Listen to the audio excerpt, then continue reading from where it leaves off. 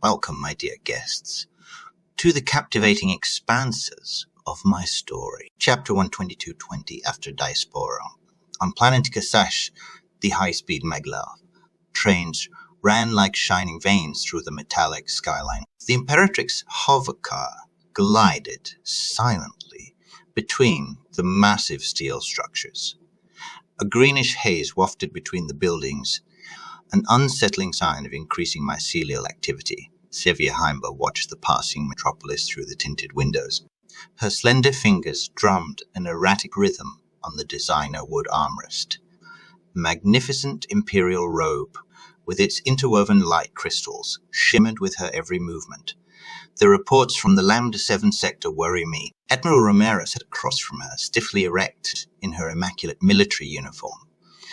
The bright sunlight streaming through the skyscrapers made her grey hair shine like polished metal.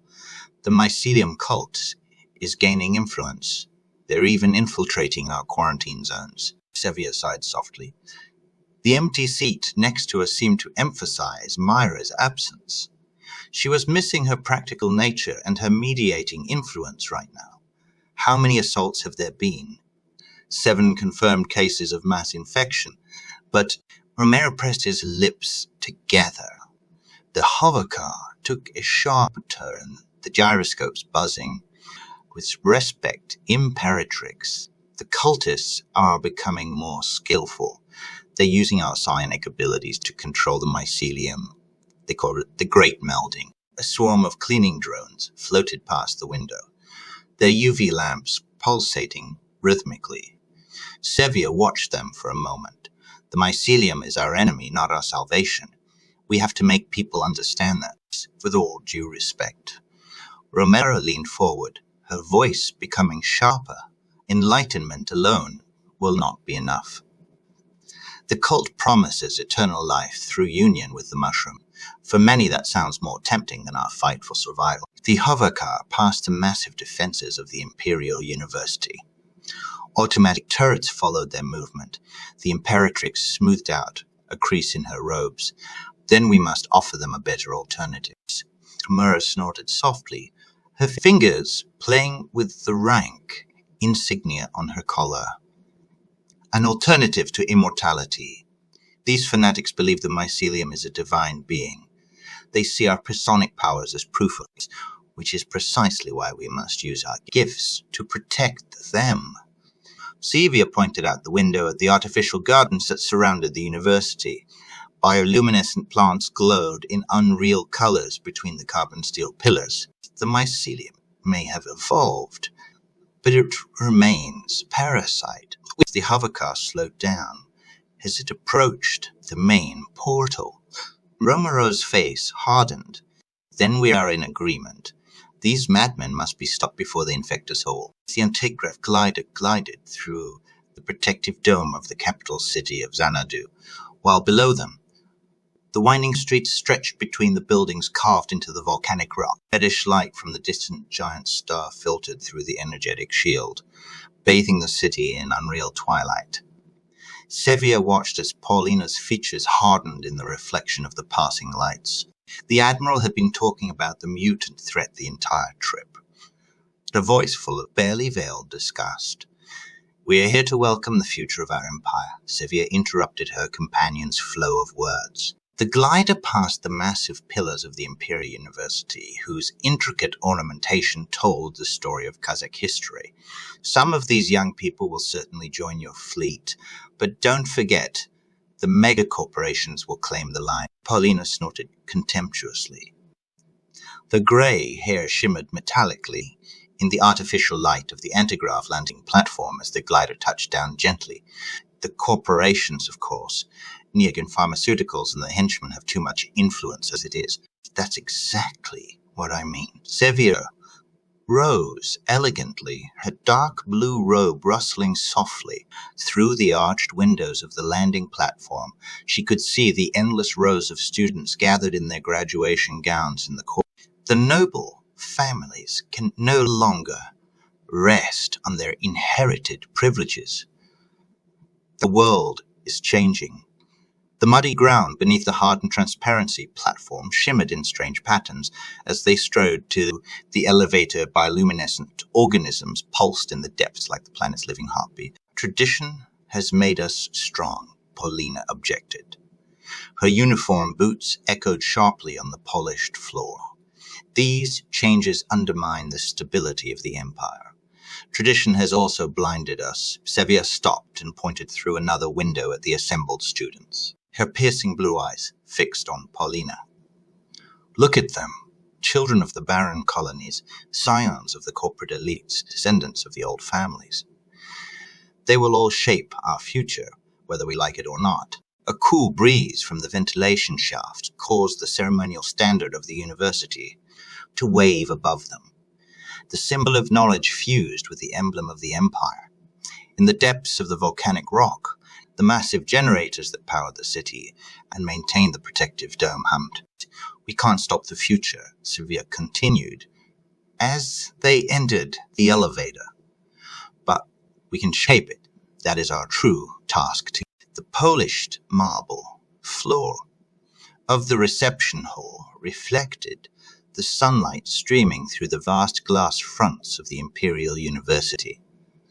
Holographic banners of the 6 megacorporations floated beneath the vaulted ceiling, their logos pulsating to the rhythm of different colored lights. The smell of synthetic coffee and freshly printed application folders mingled with the hum of the air conditioning. Students in their best suits crowded between the state-of-the-art booths, their eyes hungry for career opportunities. Ecosphere Solutions stood out with its vibrant design. A miniature ecosystem of real plants, their leaves gently swaying in the air-conditioned air. Marcus Baum, a young recruiter from Ecosphere, leaned over the moss-covered reception counter. His tailored graphene jacket shimmered subtly in the light of the holoprojections. In front of him stood Lisa Weber, a graduate of the final semester of environmental technology. Her fingers played nervously with the data chip on her application documents. Do you see that bamboo plant? Marcus pointed to one of the living exhibits.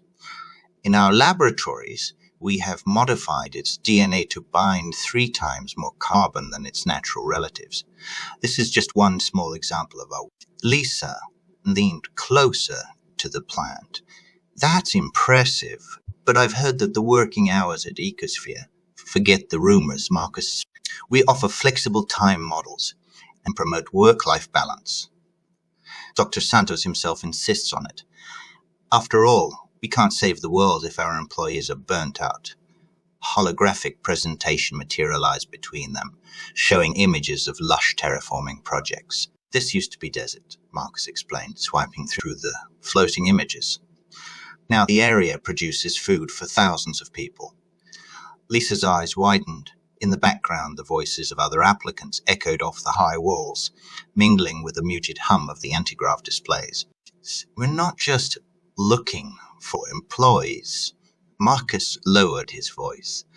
We're looking for visionaries, people like you, Lisa. Your project on mycelium-based water filtration, that's exactly the kind of innovation we need. A slight blush rose on Lisa's cheeks. You read my work? Of course. At Ecosphere, keep a very close eye on up-and-coming talent. He activated another holocube. Let me show you how your technology could be used in our Loki Terraform project. The projection colored their faces a warm red, while above them, the banners of the megacorporations continued their silent battle for attention. The first rays of the evening sun could be seen through the windows, bathing the towers of Xanadu in golden lights. The polished marble floor of the reception hall reflected the subdued light of the crystal chandeliers. Between the tall pillars adorned with imperial banners, the stands of the various organizations were strung together like pearls. Hundreds of conversations mingled with the quiet hum of the holo displays to create a bustling atmosphere. Sevia Heimber strode through the crowd with her usual elegant restraint. Her dark blue robe with the golden insignia of the Empire stood out clearly from the busy suits of the corporation. Paulina Romero followed her, her military bearing an immaculately fitted admiral's uniform contrasting sharply with Sevia's fluid movements. The helix has enlarged its stand this year. Sevia stopped in front of the imposing installation. Tall DNA-shaped columns of light framed the stand while projections of pure gene sequences danced across the wide walls. A tall man in the white and gold robes of the genetic guardians bowed deep. Impericx, Admiral, we are honored. His voice sounded like polished marble. The response has exceeded our expectations. 30% of the graduates have already expressed interest in a career in the service of genetic purity. Paulina's features hardened. And how many have applied to the Space Fleet? They moved on to the Imperial Space Fleet stand, which looked strangely deserted despite the life-size holograms of battleships and the dynamic combat simulations. A young female officer in a dress uniform stood at attention. 12% Admiral. The corporations she swallowed hard, and her fingers tightened around the data tablet. Ecosphere alone has 40% of the commitments. Dr. Santos' presentation yesterday about the terraforming projects from the planet Loki here in Eurasia electrified the graduates. Sevia's voice sounded thoughtful. The gaze slid over the gleaming holoprojections. They can offer triple salaries, research labs, and unlimited resources. Most advanced equipment credits can buy. Loyalty shouldn't be for sale. Paulina growled. Her jaw muscles tightened until a vein popped out at her pole. No, but neither is hunger. Sevia watched a swarm of students crowding around the ecosphere stand. The young faces shone in the blue glow of the holograms, while a corporate representative in an immaculate suit spoke of career opportunities and innovation. Corporations are offering them a future that we can't guarantee. Our best minds are leaving us for the promise of prosperity and scientific freedom. The contrast between the lavishly equipped corporate stands and the comparatively modest presentations of the state institutions could not be overlooked. Holographic representations of terraforming projects, space stations, and research laboratories enticed visitors with the promise of innovation and prosperity. We're losing them. Paulina muttered as she watched another graduate sign a contract with one of the corporations, not to the PSI mutants or external enemies, but to credits and career promises. Then we must offer them a better alternative. Sevia's blue eyes fixed on the DNA helix of the church stand, one that speaks to their ambitions as well as their ideals. The massive, polished marble columns towered like silent sentinels in the deanery's entrance hall.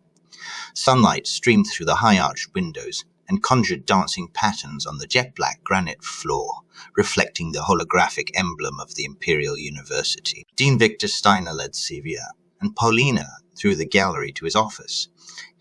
His gaunt figure moved with the careful precision of a man who weighed every step. The dark wood of the wall paneling swallowed their footsteps. The situation is complex. Steiner sank into his leather office chair. Behind him, a view of the campus stretched through the panoramic windows, a sea of silver domes and curved bridges. The megacorporations have increased their funding by 47% in the last quarter. Paulina crossed her arms. That sounds like an encouraging development. At first glance, Steiner activated his holopod. Columns of figures floated in the air between them, but they're attaching conditions to their support. Agiscorp wants to restructure the AI faculty. Quantum Dynamics is demanding exclusive access rights to our quantum computing resources. Sevia stepped to the window. Below them, students streamed across the square, their uniforms in the colors of their respective faculties, the deep blue of quantum physics, the purple of AI development. A slight shadow flitted across her face. They're buying influence over the next generation. Piece by piece, faculty by faculty, precisely formulated Impreatrix. Steiner's fingers flitted across the hollow. New projections appeared. Curricula, research priorities, budgets. The holographic figures cast bluish shadows on his gaunt face as they designed the curricula according to their needs. Those who take their courses get better resources, more modern labs, and lucrative internships. Agiscorp donated 30 quantum processing units just last week, but only for their select research groups. The students need these opportunities, Paulina interjected. Her uniform rustled as she straightened up. Without practical experience, they become tools, Sevia interrupted.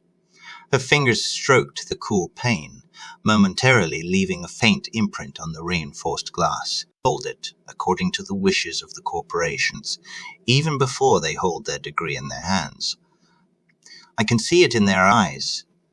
The hunger for success becomes a shackle on their minds. Steiner nodded heavily. His shoulders slumped under an invisible weight. The classical courses are already suffering. History, philosophy, theoretical sciences, anything that isn't immediately useful. He deactivated the holopad with a weary gesture. The projected numbers disappeared like extinguished stars. We're losing the balance between education and training. Enrollment in the humanities has plummeted by 60%. The Empire needs specialists. Paulina insisted, her voice as hard as Durant's steel. Engineers, programmers, scientists. The space fleet is expanding. Without technical innovation, we will fall behind. The Empire needs people who can think critically. Sevia's voice was quiet but firm as gravitational chains.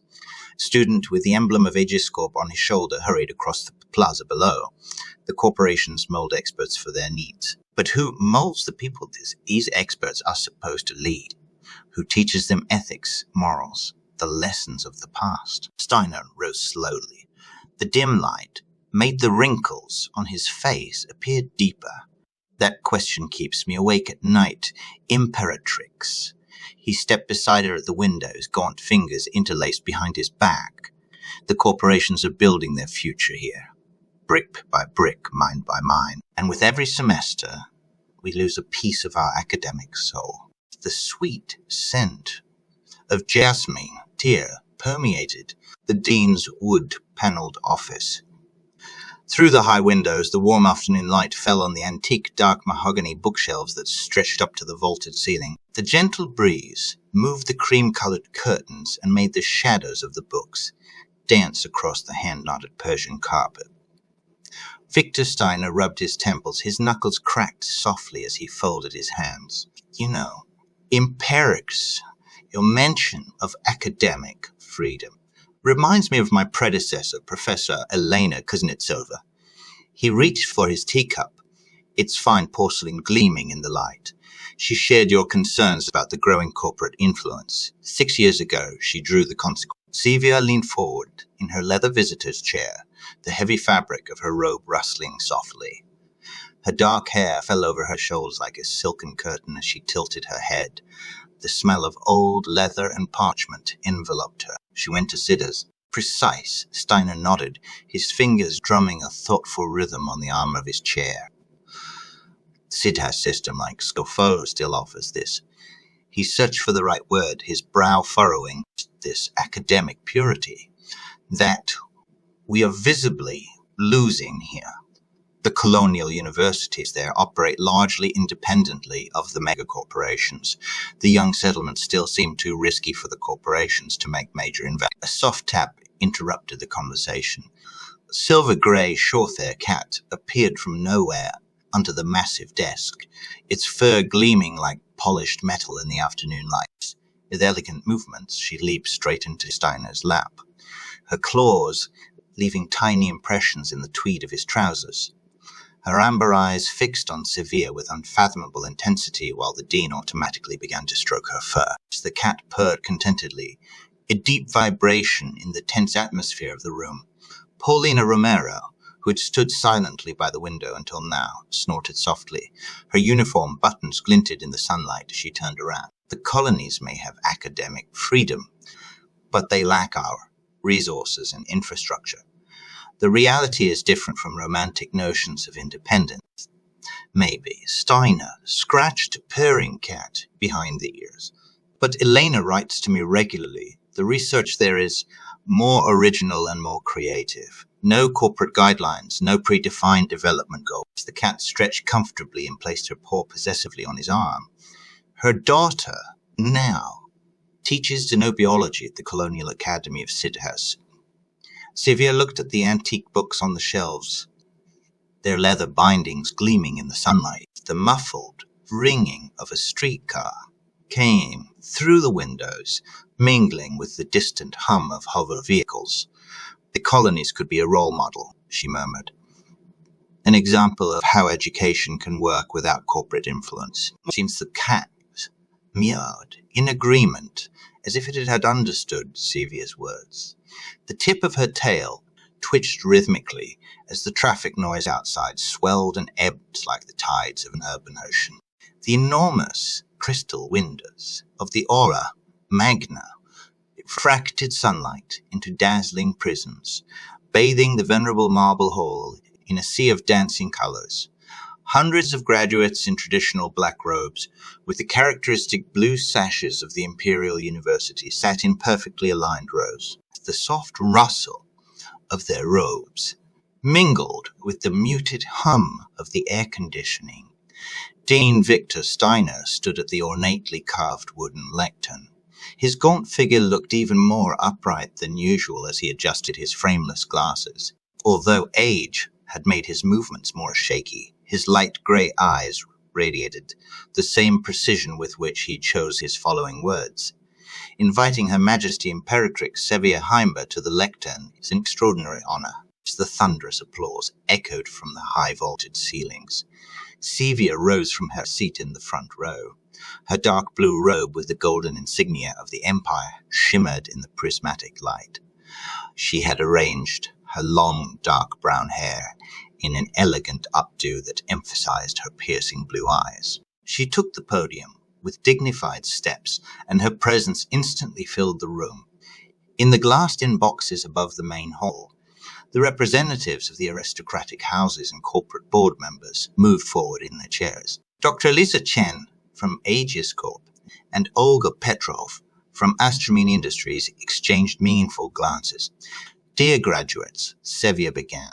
Her voice carried effortlessly through the hall. "You have not only acquired knowledge over the past few years, you have learned to question research and doubt, and never lost the courage to search for answers." She paused briefly, gazing over the students' eager faces. "The Empire needs people like you, people who not only carry out but understand, who doesn't just follow but understand." In the third box, Dr. Marcus Isenberg from Quantum Dynamics grimaced disapprovingly.